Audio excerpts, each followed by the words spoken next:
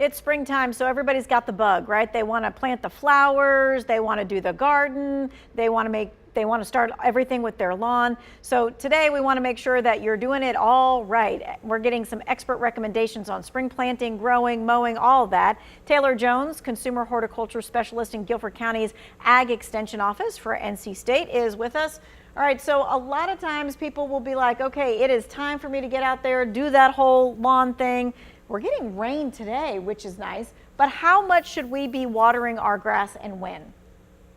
Yeah, so as a general rule, all turf grass needs about an inch of water a week. And so what I recommend is whether you're hand watering or, just relying on Mother Nature, definitely get you a rain gauge so you can sort of keep track of how much water that turf grass is getting.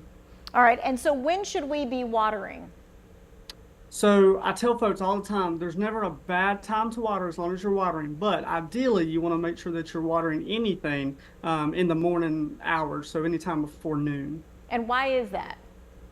So as we warm up, what we want to avoid is water actually collecting on foliage of plants and staying there overnight, because that's where we introduce a lot of fungal, type environment and things like that that can be pretty detrimental depending on the plant. Okay, and that's for our lawn and our plants that we want to water in the morning, not at night.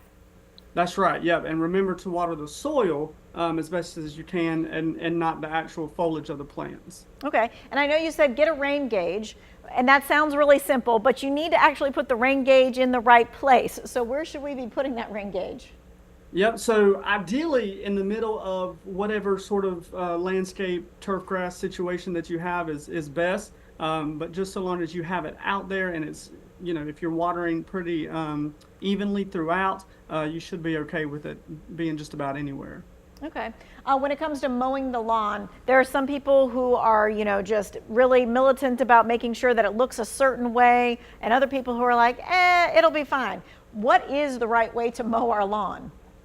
So that's a great question. Mowing height actually is a big factor in helping suppress weeds, but knowing exactly, sort of what height you need to mow will depend on what type of grass you have. And of course, you can send me photos of the grass that you have, and I'll help you identify it.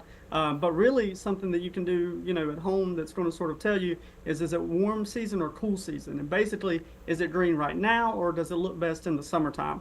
That's going to tell you, what type of grass you have, because generally, our warm season summer grasses, they're going to be cut a lot shorter, a lot more closer to the ground than like our fescues and bluegrass and things. Some of those cool season grasses we're keeping, 3.5, sometimes even 4 inches long.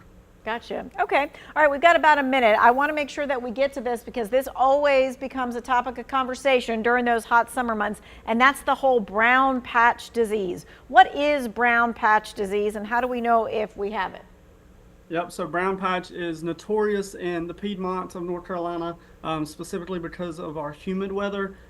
Just with all that moisture and water collecting, basically you have a fungal infection that happens within primarily tall fescue grass, which is really what we grow the most of here in our area is tall fescue. But brown patch is certainly a water issue, and generally it's a water dispersal issue. So oftentimes your sprinkler might be, messed up or something like that, or we're not watering, evenly throughout the entire turf grass stand.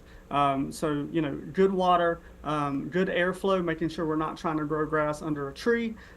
Things like that will really help, combat the whole brown patch disease issue. All right. Hopefully we got a jump start on all that for all the folks out there. Thanks so much, Taylor. We appreciate your time and your expertise. If you missed any of this, maybe you want to send it to somebody else, we're going to put it in the Two Wants to Know section of our website.